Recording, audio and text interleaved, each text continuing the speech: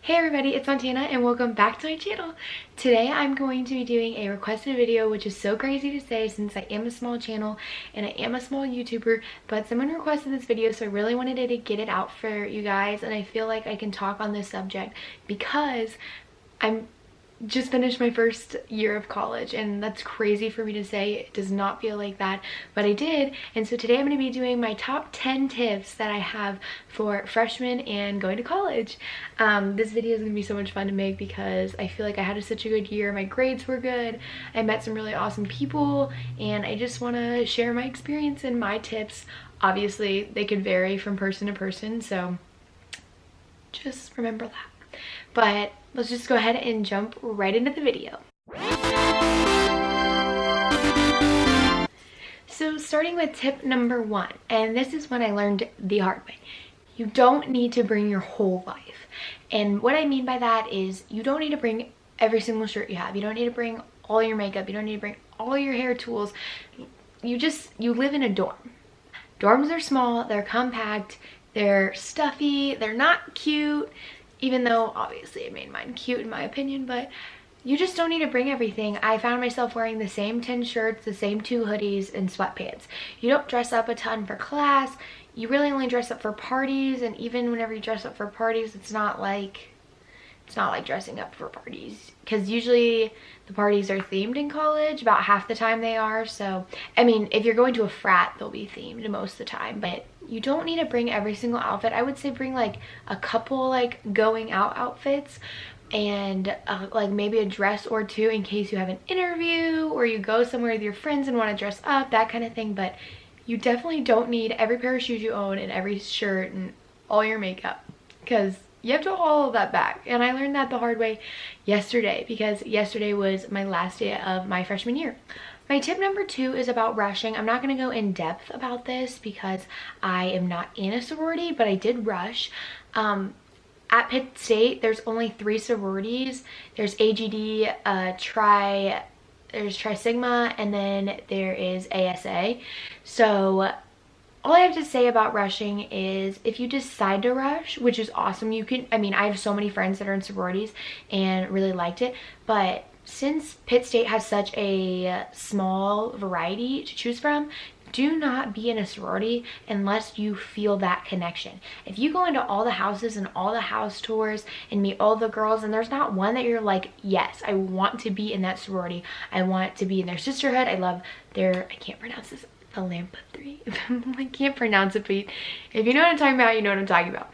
But if you don't feel a connection, don't be in one, because it's not the one for you. And trust me, I wanted to be in a sorority so bad. Day 1, I was like, I'm not feeling any of the sororities, I'm not feeling any of the houses, and so I didn't go into one. So that's just something personally, like, don't feel like you have to be in one just because you rushed, because you don't. But if you feel that connection and you really want to be in that one, then go for it, because that's probably the right fit for you. There wasn't a right fit for me, but I also think that's because there's only 3 to pick from, where like at Mizzou there's like, I think there's like 15 or 13, something like that. Like, there's so many different options other places. And also, don't pick a sorority just because your friends are going to be in it or your friends like that one, because that's not really how it works. Like, you're gonna be in one to meet new people, and that's the point. You're gonna meet new people, and these people are gonna be like your lifetime friends. So don't be in one just because your friends want to, and don't be in one just because you want to. Like, be in one because you actually care and you actually want to be in it. Okay, tip number 3 actually has to do with actual classes, and this is one that I didn't do first semester, but I did second semester, and I totally learned a lot from it. Read your syllabus. I know you just want to sign them and give them back, but actually read them, because some teachers will legit have exam dates, and they'll have due dates, and they'll have, you know, late policies, and if you don't know them, I promise you, if you go to their office and you're like, hey, I didn't know we couldn't turn this in late, they're gonna be like, sorry, this is in high school, like, I don't care. And just because you're a freshman, they are not gonna cut you slack. I promise you that, for one thing. So I would honestly just read the syllabus. I put down, so like for biology this semester, he gave us every single exam date. So even if you don't go to class, which you should, if you don't, you know when you need to be there for the exam. You know when you need to start studying for the exam, which I never didn't go to class. But some people like that I had never seen before came on the exam day, and I'm like, how'd you even know about the exam? And they'll be like, oh, on the syllabus it says be here this day, this day, and this day. So read the syllabus, and also you can see a lot of things. Like, teachers don't talk about extra credit a ton in college. So if they do have extra credit opportunities, it usually is on the syllabus, and it will explain like has to be turned in by this day, and this is what it has to be. And so I just recommend reading the syllabus because you can get so much information, and the teachers will actually appreciate it if you know what they're talking about most of the time. Tip number 4. I highly, highly, highly recommend this. This can make your grade from a B to an A C to a B.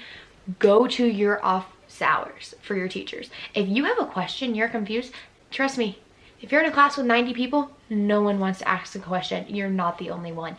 Go to their office hours. One, they're gonna know who you are now, because I promise you, they're not gonna know who you are in a classroom of 90 people. They don't care that much. So they're gonna know you. They're gonna respect you for coming and asking questions. You think they are having fun in their office? No. 3, they're gonna get to know you, and they're gonna help you. They're like, every time I went to office hours, I feel like I came out with so much help, so much feedback, and I knew exactly what I was doing. I went to my history teacher's office literally 3 days ago because I had no idea what I was doing on our final assignment. I had no idea what to do on the essay. I knew exactly what he wanted, but I didn't know how to format it. And guess what? He sat me down, he went step by step, and I better get an A. I'll keep you guys updated. But they're gonna help you, and they're not gonna make you feel stupid for coming in, and they're gonna appreciate that you're coming in. Number 5 is very similar to number 4. I would say go meet your advisors or counselors, whatever. I don't know if every school calls them advisors. That's what we call them at Pitt State. Go meet them. They're so nice. They're there to help you. They're there for a reason. I have had 3, and that's scary. I've had 3 because I was undeclared when I went into college. I knew what I wanted to do. Well, I thought I knew what I wanted to do. I was undeclared, and then I went ahead and declared it, which I declared pharmaceutical studies, so pre-pharm. And then I decided to switch because I decided that wasn't a route I wanted to go. And you can change your degree as many times as you want, so don't let anyone talk down on you. You're 19, 18, 20 years old. You don't know what you want to do for the rest of your life sometimes, and that's perfectly fine. So don't let anybody tell you that's not. So, and then now my major is communications, but it might not stay that, you never know. And honestly, every time I've met with my advisor, they appreciate it so much. And guess what? You're gonna get the good classes because they know you. I've met with my communications advisor like 5 or 6 times in the past 2 months, and she knows my name. She's gonna be one of my teachers next semester, which is kind of scary because we're like friends, and she's super cool. She sits down and she talks about real life things with me, and she explains things to me, and guess what? She hooks me up with good teachers, good classes. She hooked me up with my summer classes that I'm taking online, and trust me, I got good teachers that I'm gonna do well in. And if you know your advisor, they're gonna go out of their way to do those things. Number 6 is something that I feel like everyone's gonna think is really girly, but I made my boyfriend do it and it helped him so much. Get a planner. And I only say this because, trust me, I did it all through high school, did the whole planner thing, worked great for me. College is a whole different story. A whole different story. You don't have your mom there being like, hey, have you done your homework? Like, is your history homework done? She's not there to tell you those things. Even though my mom FaceTimed me and told me those things, most parents aren't there to tell you those things. So get a planner. I have mine right here from this past year. I just got a Lily Pulitzer one because if you know what that is, you know. And let me like open it up. Okay, here's a good, like, this is from November. So as you can see, I have everything written down for all my classes on both, like, on every day. And whenever I did it, so I made a list. Let me see what it says. I have appointment with Chris at 1, and then I have my growth mindset project report, study business, study psychology, work on speech presentation, and go to gym. Yeah, I gotta put that on there, go to gym. So every time I would do something, I would highlight it, and that just made me, 1, feel like I was accomplishing things actually, and 2, I was getting all my stuff done. And if something, like, for me, for studying, like if I say study business, if I don't get to it that day, I put it on the next day and I make sure I do it. You should always do the stuff that's due that day first, but you really should get all of it done. But getting a planner just keeps you so organized. It keeps you just, everything gets done. Tip number 7. I did this one time throughout my whole freshman year and I deeply regretted it. Not really. I didn't deeply regret it. I like slightly regretted it. Do not go out when you have an early class. Like you can go out every night in college if you want to. You can miss, if you have a Tuesday and Thursday at 8 a.m., which is what I had, you can miss 2 nights of partying. Like you'll be fine. I was not a huge partier my freshman year. I went to like 4 parties maybe, and I went out one night with my friend Taylor, who I'll be living with next year, so that's really exciting. So you guys will probably get to meet her. I'm gonna convince her to do a video. So Taylor, if you're watching, you're gonna be in one. So we went out Halloween night, and this is the first night I like went out like to a party. Like I had been to the frats and stuff like that, but I went to this party for Halloween, and Taylor and Hannah convinced me to go because they were like, it's Halloween, and Taylor was in my 8 a.m. class. So we went out, went to the frat, had a really good time. It was super fun. We went with some of our friends and met them there, and it was super fun. I'm not gonna lie, it was so much fun, and our costumes were cute, and like Taylor and I did have to get up at 7:30 in the morning after being out till 2 a.m. and get up and go to a hour and 15-minute lecture, because let me tell you, teachers don't want you to miss after Halloween and stuff like that. Like they're gonna make those days worth points, and they're gonna make those days be extra credit.